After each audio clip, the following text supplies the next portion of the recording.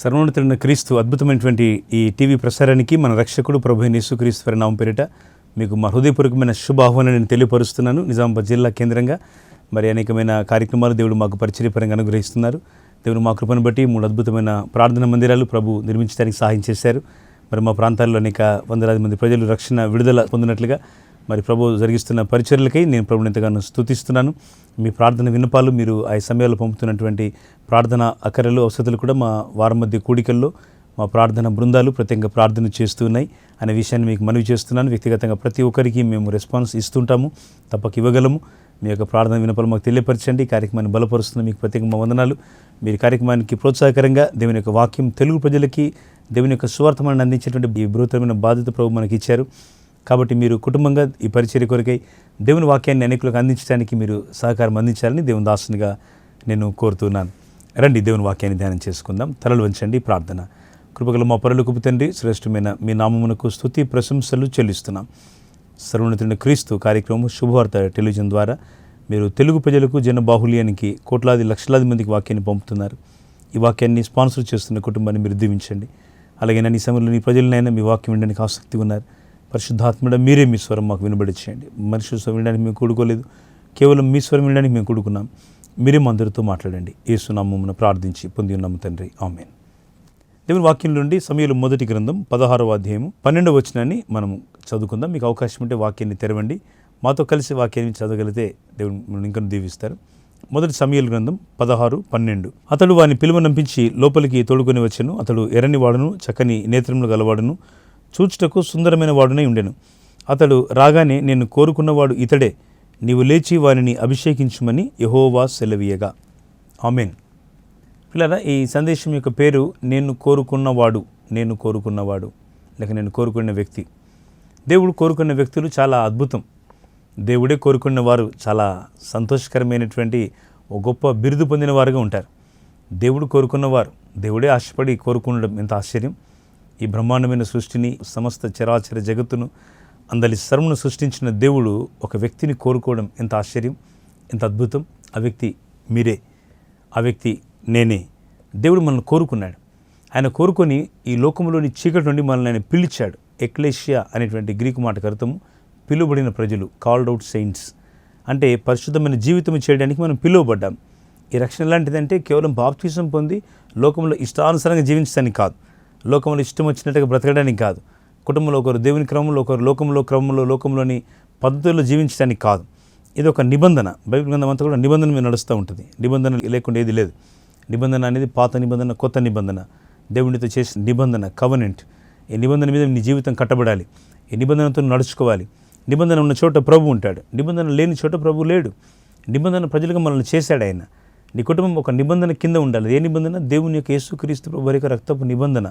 ఆయన తన రక్తమును కార్చి ఈ నిబంధన నీతో, నాతో, మనతో ఒక నిబంధన ఆయన చేశారు. వాక్యాన్ని మనం చూస్తుంటే ప్రభు అంటున్నాడు ఒక ప్రవక్తతో, సమూయేలుతో, నేను కోరుకున్నవాడు ఇతడే, నీవు లేచి తన్ని అభిషేకించు అన్నాడు. నేను కోరుకున్న వ్యక్తి ఇతడే అన్నాడు. సమూయేలు కొంతకాలంగా దుఃఖంలో ఉన్నాడు. ప్రవక్త సమూయేలు దాను మొదలుకొని బెర్షెబా వరకు, అంటే మన భాషలో, మన భారతదేశంలో చెప్పాలనుకుంటే కాశ్మీర్ నుండి కన్యాకుమారి అన్నట్టుగా దాను నుండి బెర్షెబా వరకు ఆ ఇశ్రాయేల్ యొక్క అవిభక్తమైన రాజ్యానికి, అంటే అప్పటికి ఇశ్రాయేల్ రాజ్యం రెండుగా విభాగింపబడలేదు. ఉత్తర రాజ్యం, దక్షిణ రాజ్యం లేదు, ఒకే రాజ్యం ఉందన్నమాట. ఆ రాజ్యానికి దేవుడు ఒక ప్రవక్తను ఉంచాడు. సమూయేలు చాలా భక్తిపరుడైనటువంటి ప్రవక్త, చాలా ప్రార్థనాపరుడైన ప్రవక్త, చాలా దేవుని సన్నిధిలో దైవావేశం కలిగిన ప్రవక్త. ఆయన జన్మించటము, ఆయన జీవితం అది ఒక పెద్ద ఘట్టం. కానీ ఇక్కడ గమనిస్తే దైవజనుడైనటువంటి సమూయేలు తాను రాజుగా అభిషేకించినటువంటి, అంటే ప్రజల యొక్క ఎన్నిక, దేవుడు చెప్పలేదు తానే ఇశ్రాయేల్ యొక్క రాజునని, తానే శాశ్వత కాలపు ఇటర్నల్ కింగ్ అని దేవుడు చెప్తే, శాశ్వతమైన రాజు మాకు అక్కర్లేదు, లోకంలో అందరిలాగా మోయాబీలు, అమ్మోనీలు, ఎబూసీలు, గిర్గాసీలు, అమ్మోనీలు, ఈ మేయోనీలు, ఈ అందరిలాగా మాకు కూడా ఒక రాజు ఉండాలి లోక మర్యాద చొప్పున అని ఇశ్రాయేల్ వచ్చి ప్రవక్తతో అంటారన్నమాట సమూయేలుతో, అయ్యా అందరిలాగా మాకు ఒక రాజు ఉండాలి. ఈరోజు చాలామంది విశ్వాసుల్లో కూడా, దేవుని సంఘాల్లో కూడా ఇదే జరుగుతూ ఉంది. ప్రభుని రాజుగా ప్రతిష్ఠించుకోవట్లేదు. యేసుక్రీస్తు రక్తంలో కడగబడిన తర్వాత కూడా లోకమునే, ఇంకా లోకంలోని ఆచారాలు, పద్ధతులనే, లోకంలోని మూఢనమ్మకాలనే, లోకంలోని చెడు సంగతుల మీదనే మనుషులు చాలామంది ఆశ కలిగి ఉన్నారు. దేవుని మీద ఆశ ధ్యాస తగ్గిపోతున్న రోజుల్లో ఉన్నాం. ఇది చాలా ప్రతి వ్యక్తి ఆలోచించవలసిన విషయం ప్రియులారా. అందుకే సమూయేలు చాలా దుఃఖపడ్డాడు, మనసు గాయపరుచుకున్నాడు. ఎందుకంటే ప్రజలు దేవుడే వారికి రాజుకుంటే, వారు నడిపిస్తుంటే వారికి సరిపోలేదు. వారికి సౌలు కావాలి, కాబట్టి ఒక రాజు నియమించాలి కనుక చాలా ప్రయత్నాల తర్వాత దేవుని చిత్తం చొప్పున సమూయేలు ఒక వ్యక్తిని, అంటే సౌలు అనే వ్యక్తిని, కీష్ కుమారుడైన బిన్యామీను గోత్రికుడైనటువంటి సౌలుని రాజుగా నియమించినాడు. ఇప్పుడు ఇశ్రాయేలుకి అందరిలాగా రాజు ఉన్నాడు. ఒక కిరీటం పెట్టుకొని, ఒక పెద్ద కత్తి పట్టుకొని, వెనుక ముందు గన్మెన్స్ ఉంటారు కదా, ఇప్పుడు భాష అప్పటి కాలంలో సైనికులు, సైనిక అధికారులు, సేనాధిపతుల మధ్య ఒక పెద్ద సభ తెచ్చి ఆ సౌలు రాజ్యాన్ని పరిపాలిస్తూ ఉన్నాడు. సౌలు చాలా అందగాడు, చాలా సుందరమైన రూపం గలవాడు, మంచి ఆజానుభావుడు, అన్ని రకాలుగా మంచి ముఖ వర్చస్సు కలవాడు, బెన్యామీను గోత్రికుడు, చాలా ఉన్నతమైనటువంటి దేవుని పనిలో వాడబడ్డానికి ప్రభు చేత పిలువబడినవాడు. ఎన్నో ఆధిక్యతలు సౌలులో ఉన్నాయి. మెటుకు ఒకటి రెండు చెప్పలేం కానీ చాలా ఉన్నాయి. వీటి మధ్య సౌలు యొక్క ఆధ్యాత్మికమైన జీవితం, సౌలు యొక్క ప్రార్థన జీవితం, సౌలు యొక్క విశ్వాస జీవితం అనేది జీరో, ఏమీ లేదు. లోకంలో చాలా పేరుంది, చాలా ప్రఖ్యాతి ఉంది, చాలా గొప్పతనం ఉంది, చాలా విలువైనవి, చాలా విశేషమైనవి సౌలు జీవితంలో మిగిలే ఉన్నాయి. కానీ సౌలుకి భక్తి లేదు, ప్రార్థన లేదు, దేవుని మీద మనసు లేదు, బలులర్పించేందుకు భక్తి కలిగిన జీవితం పట్ల అపేక్ష లేదు, లోకం మీద ఆశ కలిగి గురి కలిగి ఉన్నాడు. ఆయనకు దేవుని కొరకు పనిచేసినట్టు కానీ, ప్రభు కొరకు ఆయన కార్యం కొరకు ఉపయోగపడినట్టు కానీ, దేవుని సన్నిలో ఒక పాట పాడినట్టు కానీ, ఒక చక్కగా ఆరాధన చేసినట్టు కానీ, ప్రభుత్వం కలిసి ఏదైనా పరిచర్లో వాడబడినట్టు కానీ ఒక్క వచనం మన బైబిల్లో కనబడదు. కారణం ఏంటంటే సౌలు తన మనసును దేవుని మీద కంటే లోకం మీదనే తన మనసును ఎక్కువగా వాటిపైన మళ్లించుకున్నాడు. సౌలు జీవితంలోని ఒక పాఠం ఇది. ఇప్పుడు చాలామంది దేవుడు వారికి ఇచ్చిన ఆధిక్యతలు, కొందరికి ఉద్యోగము, గవర్నమెంట్ ఉద్యోగము, ప్రైవేట్ ఉద్యోగము, వేతనం కలిగినటువంటి మంచి ఉద్యోగ అవకాశాలు ప్రభు ఇస్తే, మంచి వ్యాపారము, మంచి జీవన సంబంధమైన చేతి వృత్తులలో దేవుడు గొప్ప కృపా క్షేమాలను ఇస్తే చాలామంది దేవుని విడిచిపెడుతున్నారు, మర్చిపోతున్నారు. సండే వర్షిప్కి ఆరాధనకు రారు, కొంతమంది వారం మధ్య కూడికలకు రారు, ఉపవాస పండుగలకు రారు, మందిర వార్షికోత్సవాలకు రారు, అవుట్రీచ్ సువార్త కూడికలకు, ఇలాంటి టీవీ పరిచయాలను ప్రోత్సహించడానికి వారు ధనాన్ని వాడరు. దేవుని పని కోసం ఎక్కడ మెట్టుకు వారు ఏ విషయంలో కూడా వారు ముందుకు రారు. కారణం ఏంటంటే వారి లోకమంతా నిండిపోయిందన్నమాట. స్థానిక సంఘంలోని అక్కర్లను పట్టించుకోరు. ఏదైనా ప్రార్థన కూడుకుంటే వాటి కోసం ప్రార్థన చేయరు. దేవుని మందిరానికి రావడం పోవడం ఒక అలంకారపూరితమైనటువంటి ఒక యాక్షన్ తప్ప మరొకటి కాదు. కొంతమంది గ్రూపులు, తగాదాలు, అల్లర్లు కూడా మందిరాల్లో తీసుకొస్తూ ఉంటారు. దేవుని మందిరంలోని ప్రజలను అల్లకల్లోలం చేస్తూ ఉంటారు. ఆనాటి కదా యోన ప్రయాణిస్తున్నవాడు అల్లడం కాలేదు. ఆ విధంగా పరిస్థితులు ప్రతికూలంగా దేవునికి వ్యతిరేకంగా దేవుని చిత్తానికి దూరంగా వెళ్ళేటువంటి వాళ్ళు కూడా లేకపోలేదు. ఇక్కడ గమనించవలసిన మాట, సౌలు దేవుని చిత్తానికి దూరంగా నడుస్తున్నాడు. దేవుడు సౌలుని గురించి చాలా దుఃఖపడ్డాడు. ఆ దుఃఖాన్ని సమూయేలు చాలా భారంగా దేవుని చేత ఆ ప్రేమను గుర్తించగలిగినటువంటి వ్యక్తి దేవుని సన్నిధిలో చాలా దుఃఖపడుతున్నాడు. ఎందుకంటే దేవునికి ఆల్రెడీ దుఃఖం కలిగించాడు రాజు సౌలు. ఇప్పుడు సమూయేలు కూడా దుఃఖపడుతున్నాడు. దేవుడు అన్నాడు, ఎంతకాలం దుఃఖపడుతూ ఉన్నాయన్న సమూయేలు ప్రవక్త, లేచి బెత్లెహేముకు వెళ్ళు. యెరూషలేము పక్కనే బెత్లెహేము ఉంది. ఆ బెత్లెహేములో అక్కడికి వెళ్ళి ఒక రాజు నియమించడానికి, మరొక మంచి భక్తిపరుణ్ణి, నీతిమంతుని, యథార్థపరుణ్ణి, నమ్మకమైన వ్యక్తిని నియమించడానికి నువ్వు ప్రయాణం చేయాలి, నడు అన్నాడు. ఈయనకు భయం పట్టుకుంది. ప్రభు, నేను వెళ్ళి ఒక రాజుని నియమిస్తా అంటే ఈ రాజు ఊరుకుంటాడా? ముందు ఈ రాజు చెడిపోయి ఉన్నాడు సౌలు. ఏ వైపు నుంచి వచ్చి దాడి చేస్తాడో, కొట్టేస్తాడో, చంపేస్తాడో తెలియదు. కాబట్టి ఏం చేయాలి చెప్పు అన్నాడు. ప్రభు అన్నాడు, ఏం లేదు, నువ్వు సమూయేలు అక్కడికి వెళ్ళి బలి అర్పించు అన్నాడు. బలి అర్పించితే యాజకుల పనుల్లో ఒకటి. ఈ గొప్ప ప్రవక్త చేసే పని ఏంటంటే దేవుని కొరకు బలి అర్పించడానికి వెళ్తున్నాడు. ఆ బలి కొరకు అక్కడికి వెళ్తే ఆ ఊరి పెద్దలు అంటూ ఉన్నారు, వాళ్ళు, అయ్యా నువ్వు మా ఊరికి సమాధానంగా వస్తున్నావా, ఏమైనా కోపంతో బాధతో వస్తున్నావా అని అడుగుతున్నారు. వారికి భయమే ఉంది సమూయేలు చూడగానే. సమూయేలు అంటున్నారు, సమాధానంగా వస్తున్నానని చెప్పి బలికి ఏర్పాట్లు చేయండి అన్నాడు. బలి అర్పించడానికి, ఆరాధించడానికి, స్తుతించడానికి, ఆ చక్కని ఆరాధన క్రమాన్ని, బలు అర్పించే క్రమం కొరకు ప్రజలు సిద్ధపడుతున్న సమయాన జరిగిన విషయాలు ఏంటంటే, అక్కడ మరి యెషయిని పిలువనంపించినాడు. యెషయిని దేవుడు ఆయన కుమారులను పిలవాలని అనుకున్నాడు. అందులో యెషయిని పిలువనంపించగానే ఆయన వచ్చినాడు. మరి నీ పిల్లలేరి, నీ కుమారులు లేరని అడిగాడు. మొదటగా ఏలియాబును చూసినాడు. ఏలియాబును చూడగానే ఆ వ్యక్తి చాలా ఆజానుభావుడిగా, చాలా మంచి సుందరమైన రూపం గలవాడుగా, రాజస లక్షణాలన్నీ కూడా రాజస ముట్టిపడేటట్టుగా ఏలియాబు ఉంటే చూసి చాలా సంతోషపడి ఇతడే అనుకొని యెహోవా అభిషేకించదలిచిన వాడు ఇతడే అని అనుకుంటున్నాడు. ప్రభు అన్నాడు ప్రవక్తతో, మనసులో చెప్తున్నాడు గట్టిగా, సమూయేలు, మనుషుని యొక్క రూపాన్ని దేవుడు చూడడు, అంటే మనుషుని యొక్క పై రూపాన్ని ఎత్తున ఆయన లక్ష్య పెట్టడు. అంటే నేను లక్ష్య పెట్టే దేవుడని కాదు, నేను అంతరంగాన్ని చూస్తాను, ఎవరు నియమించాలో నాకు బాగా తెలుసు, కానీ ఏలియాబు కాదులే అన్నాడు. నీకు ఇంకా నెక్స్ట్ నీ కుమారులు ఉన్నారంటే, అయ్యా ఉన్నారండి చాలామంది, 8 మంది కుమారులు. ఆయనకు మొత్తం 8 మంది కుమారులు. అభినాదాం పిలిచినాడు. ఆయన కూడా బలిష్టంగా మంచిగా రాజయ్య లక్షణాలను ఆయనలో కనబడుతున్నాయి. వీళ్ళంతా సైనిక అధికారులు, వీళ్ళంతా ఆ సౌలు సైన్యంలో మిలిటరీలో పనిచేస్తున్న వాళ్ళు అనమాట వీళ్ళంతా. కాబట్టి అభినాదాబును పిలిచి, ఈ అభినాదాబును చూస్తే అతనికి అదే అనిపించింది, ఆ ప్రవక్తకి ఇతడే యెహోవా కోరుకున్నవాడు అనుకుంటే ప్రభు అన్నాడు కాదు అన్నాడు. ఈ విధంగా 2, 3, 4, ఆ విధంగా 7 అయిపోయినారు. ఎవరిని ప్రభు కోరుకోలేదు. ఇంకెవరు లేరు కదా నీ కుమారులు. అయ్యో ఒక్కడు ఉన్నాడు కానీ ఊరవతలు ఉన్నాడండి, ఆయన వాడికి ఏం తెలియదు, అందులో చాలా తెలియని వాడు, అమాయకుడు. ఆ గొర్రెల మందలు కాసుకుంటూ పాటలు పాడుతూ ఉంటాడు. పిల్లను గురవి మంచి సంగీత వాయిద్యాలు వేసుకొని పాడుతూ ఉంటాడు. వాని పనుల్లో పాడడము, ఆ గొర్రెలను పట్టుకొని తిరగడం, అంతే. ఏం పెద్ద పని పాట పెద్దగా తెలియదు. అందులో చిన్నవాడు, అందరికంటే చాలా చిన్నవాడు కనుక కొంచెం హాయిగా చక్కగా సరదాగా జాలీగా లైఫ్ను లీడ్ చేస్తూ ఉంటాడు. వానికి ఏం పెద్దగా తెలియదులేండి అంటే అతను పిలిపించండి అన్నాడు. ఇప్పుడు సమూయేలు ముందుకి, ప్రవక్త ముందుకి ఆ చిన్నవాడు, అందరి చేత తృణీకరింపబడినవాడు, అందరిలో పెద్ద లెక్కలో లేనివాడు ఇప్పుడు సమూయేలు ప్రవక్త ముందుకు వస్తున్నాడు. మనం గమనించాల్సిన పాఠం ఏంటంటే, ప్రభు ఈ లోకంలో ఆయన ఎన్నిక లేని వారిని కోరుకుంటాడు. ఆయన గొప్పవారిని, ఉన్నత వంశం వారిని, జ్ఞానులను, రకరకాల ప్రజలు ప్రపంచంలో ఉన్నారు. వీరెవరు నన్ను ఎన్నిక చేసుకోవడానికి కోరలేదు. కానీ ఆయన ఈ లోకంలో ఎన్నిక చేసుకున్న పద్ధతి చాలా విచిత్రం, చాలా ఆశ్చర్యం, చాలా అద్భుతం. ఆ మాట మీరు గమనించాలని నేను కోరుతున్నాను. కొరింథీయులకు రాసిన మొదటి పత్రిక 1వ అధ్యాయాన్ని మనం చూడగలిగితే ఇక్కడ రాయబడిన మాట ఈ విధంగా ఉంది. 1వ అధ్యాయం 26వ వచనం మొదటి కొరింథీ పత్రికలో, సహోదరులారా, మిమ్మల్ని పిలిచిన పిలుపును చూడుడి. మీలో లోకరీతిని జ్ఞానులైనను, ఘనులైనను, గొప్ప వంశము వారైనను అనేకులు పిలువబడలేదు. కానీ ఏ శరీరియు దేవుని ఎదుట అతిశయింపకుండానట్లు జ్ఞానులను సిగ్గుపరచుటకు లోకముల నుండి వెరివారిని దేవుడు ఏర్పరచుకొని ఉన్నాడు. బలవంతులైన వారిని సిగ్గుపరచుటకు లోకములో బలహీనులైన వారిని దేవుడు ఏర్పరచుకొని ఉన్నాడు. ఎన్నికైన వారిని వ్యర్థము చేయుటకు లోకములో నీచులైన వారిని, తృణీకరింపబడిన వారిని, ఎన్నిక లేని వారిని దేవుడు ఏర్పరచుకొని ఉన్నాడు. హల్లెలూయా. దేవుడు ఎవరిని ఏర్పరచుకున్నాడు? ఒక జాబితా ఉంది ఇక్కడ. ఎన్నిక లేనివారు, వెర్రివారు, ఏమాత్రం కూడా పెద్దగా పేరు, ప్రఖ్యాతులు, ఘనత, గొప్పతనం ఏదీ లేనివారు, లోకం దృష్టిలో వీళ్ళంతా దేనికి పనికిరారు, వీళ్ళంతా కూడా దేనికి పనికి వచ్చేటువంటి బాపతు కాదు, వీళ్ళంతా కూడా పనికిరాని వాళ్ళు అనబడినటువంటి స్థితిలో ఉంటే, వెరివారిని, ఘనత లేని వారిని, యోగ్యత లేని వారిని, ఏ రకమైన శక్తి, సామర్థ్యత, ఏ రకమైన తలాంతులు లేని వారిని దేవుడు ఎన్నిక చేసుకోవడం చాలా ఆశ్చర్యం కదా. దేవుడు ఎవరిని ఎన్నిక చేసుకుంటాడు? గొప్ప వంశం వారినా? ఆయన కొన్నిసార్లు గొప్ప వంశం వారిని కూడా ఎన్నిక చేసుకుని నడిపిస్తాడు. ఆయన తన పని కొరకు వారిని వాడుకుంటాడు. కొన్నిసార్లు నీచమైన లేకపోతే చిన్న పని చేసేవారిని, ప్రభు చిన్న పని చేసే జాలరులను పిలువలేదా? జాలరులు వాళ్ళు తమ పొలాలు కడుగుతుంటే ప్రభు పిలిచాడు. God called them to serve him. తనని సేవించుటకు దేవుడు అపోస్తలత్వంలోనికి జాలరులను పిలిచాడు. చాలా చిన్నవారిని, సుంకపు మెట్టు దగ్గరకు వచ్చిన మత్తయిని ప్రభు పిలిచాడు. దేవుడు ప్రతి వారిని పిలుస్తాడు. ఆయన పిలిచే దేవుడు. ఆయన పిలిచినప్పుడు నువ్వు అందుబాటులో ఉండాలి.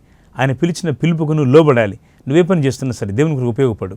నువ్వే పనిలో ఉన్నా, మీరు ఒక పెద్ద ఉన్నతమైన పదవిలో ఉన్నా, ఉన్నతమైన బాధ్యతలు ప్రభు మిమ్మల్ని ఉంచినా, మీరు ఏ పనిలో ప్రభు కొరకు సాక్షులుగా మీరు జీవించడానికి మీరు ప్రభు మీకు ఏ పనులు ఇచ్చినా అన్నిట్లో ప్రభుకు మీరు ప్రాధాన్యత ఇవ్వండి. ఆయన రాజ్యాన్ని కట్టే పనులు మీరు ఉపయోగపడండి. మీరు ఏ దేశంలో ఉన్నప్పటికీ కూడా ఈ వాక్యం, మీరు ఏ దేశంలోండి, ఏ ఖండంలోని వాక్యం వింటున్నప్పటికీ కూడాను దేవుని పని కోసం మిమ్మల్ని ప్రత్యేకపరచుకోండి, ప్రతిష్ఠించుకోండి.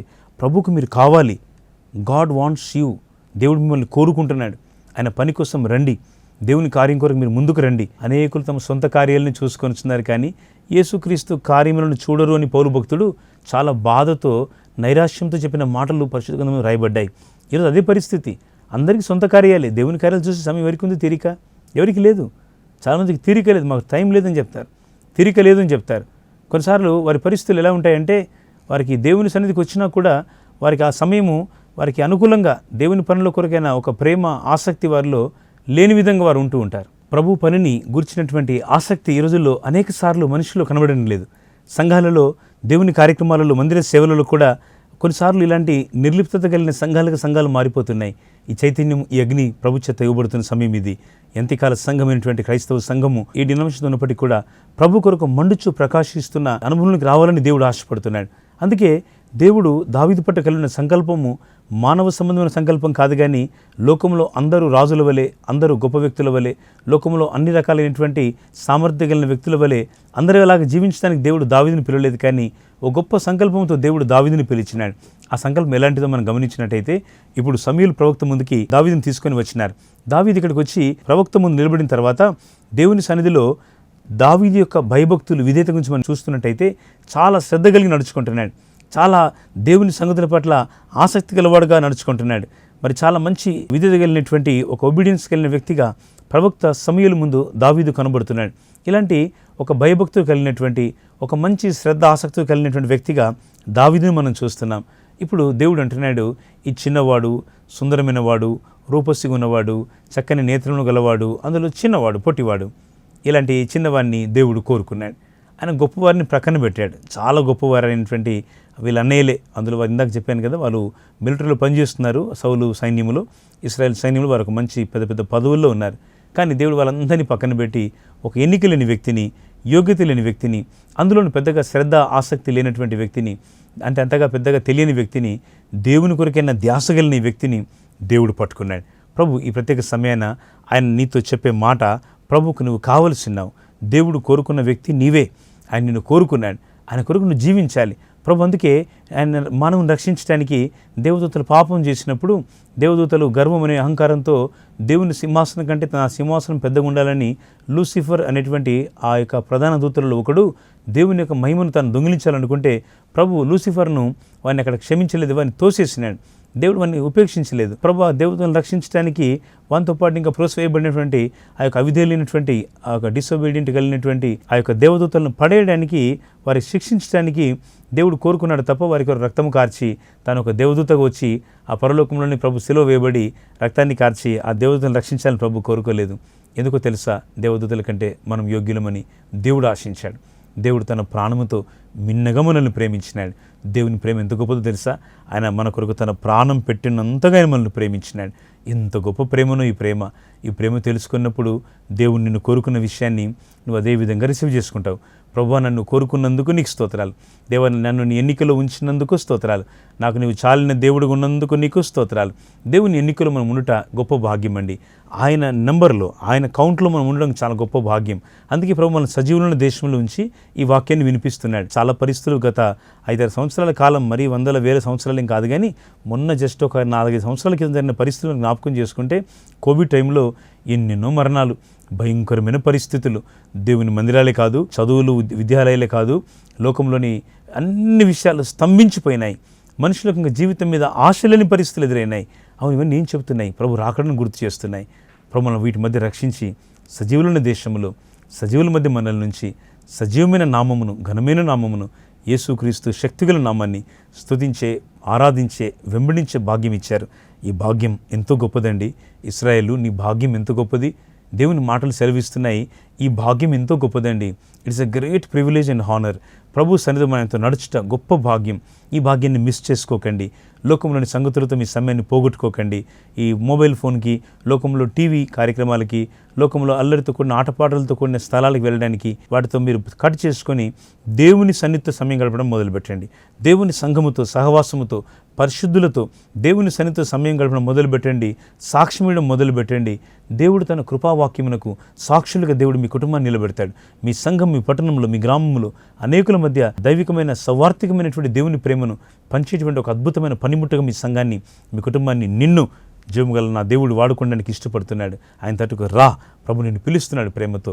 ఇప్పుడు దావీదు, ఈ చిన్నవాడు ప్రవక్త సమూయేలు ముందు తీసుకురాబడ్డాడు. సమూయేలుతో ప్రభు అంటున్నాడు, ఆకాశవాహనుడైన దేవుడు తన స్వరాన్ని వినిపిస్తూ ప్రవక్త అంటున్నాడు, నేను కోరుకున్నవాడు ఇతడే, నీవు లేచి ఇతన్ని అభిషేకించుము అన్నాడు. ప్రవక్త ఆలస్యం చేయకుండా తల మీద తైలపు కొమ్ము నుంచి ఆ నూనె పోసి, అభిషేక తైలాన్ని పోసి అభిషేకమును పలుకుతున్నాడు. దేవుడు నిన్ను తన స్వాస్థ్యం మీద రాజుగా నియమిస్తున్నాడు. నీవిక రాజువే అని రాజరికాన్ని, దేవుని యొక్క మహిమతో కూడినటువంటి మాటలను అక్కడ ప్రకటించి ప్రవక్త ఆ స్థలం నుంచి నిష్క్రమిస్తున్నాడు, బయలుదేరుతున్నాడు. గమనించాల్సిన మాట ఏంటంటే, ప్రభు కొరకు మనం గొప్ప రాజులం, యాజకులం. పరలోకంలో మనం ఏం చేయాలంటే యాజకత్వము చేయాలి. పరలోకం మనం ఏం చేయాలంటే రాజులుగా మనం ఉండాలి. పేతురు రాసిన మొదటి పత్రిక 2వ అధ్యాయం 9వ వచనం చెబుతోంది, అయితే మీరు చీకట్ల నుండి ఆశ్చర్యకరమైన తన వెలుగులోనికి మిమ్మల్ని పిలిచిన వాని గుణాతిశయములను ప్రచురము చేయ నిమిత్తం ఏర్పరచబడిన వంశమును, రాజులని యాజక సమూహమును, పరిశుద్ధ జనమును, దేవుని సొత్తైన ప్రజలనై ఉన్నారు. హల్లెలూయా. దేవుని సొత్తైన ప్రజలం. మనం ఎవరమండి? దేవుని సొత్తైన ప్రజలం. మనుషుల సొత్తు కాదు. మనం విలువపెట్టి కొనబడిన మనము మన దేహముతో, మన జీవితముతో, మన బ్రతుకుతో ప్రభును మహిమపరచాలి. లోకంలోని విషయాల వైపు నీ యొక్క ధ్యాస ఉండకూడదు. లోకంలోని చెడు వైపు నీ మనసు సాతాను లాగుతుంటే ప్రభు వైపు నిన్ను మళ్లించుకోవడానికి ఆయన రక్త ప్రోక్షణ కిందికి రా. ప్రభు నీ కొరకు చేసిన బలియాగమును, ఆయన నీ కొరకు సమర్పించిన తన యొక్క అద్భుతమైనటువంటి తన యొక్క ప్రాణమును, ఆయన యొక్క బలియాగమును స్మరిస్తూ జ్ఞాపకం చేసుకో. దేవుని బల ఎదుట భయభక్తులతో నీ యొక్క జీవితాన్ని సరిచూసుకున్న బలలో పాల్పొందు. ఈ రీతిగా నీ ఆత్మీయతను, నీ కుటుంబ బలిపీఠాన్ని కట్టుకో. ఒకరి మందిరాన్ని పిల్లలు రాలేకపోతున్నారా? మీ భార్య లేక మీ భర్త లేక మీ కుటుంబ సభ్యులకి రక్షణ పొందలేదా? వారి జీవితాలు ఇంకా ప్రభు యొక్క రక్షణ కార్యం వారు ఇంకా అంగీకరించలేదా? విలువని సమయం ప్రభు వారిని కోరుకుంటున్నాడు. ప్రభు కొరకు వారిని నడిపించాలి. దేవుడు అందుకే ఈ గొప్ప అనుభవంలోనికి, ఈ రాజరిక అనుభవంలోనికి దేవుడు దావీదుని తీసుకురాబోతున్నాడు. దావీదు పట్ల దేవుని సంకల్పం శాశ్వతమైన సంకల్పం, ఉన్నతమైన సంకల్పం దేవుడు జ్ఞాపకం చేస్తున్నాడు. సమూయేలు కూడా తెలియదు. సమూయేలు ఒక ప్రవక్త, ఆయన గొప్పవాడు, మహాప్రార్థనపరుడు, భక్తి కలిగిన గొప్ప దైవజనుడు, రోషం కలిగిన ప్రవక్త.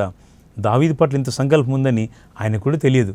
దేవుడు దావీదు పట్ల కలిగిన సంకల్పాన్ని తాను ఎరిగిన వాడై సమూయేలు కంటే మిన్నగా దావీదు నడిపించడానికి ఒక గొప్ప సంకల్పముతో, గొప్ప ఆశతో, ఒక గొప్ప అభిప్రాయంతో దేవుడు దావీదును తన స్వాస్థ్యం మీద రాజుగా నియమించి దేవుడు నడిపించబోతున్నాడు.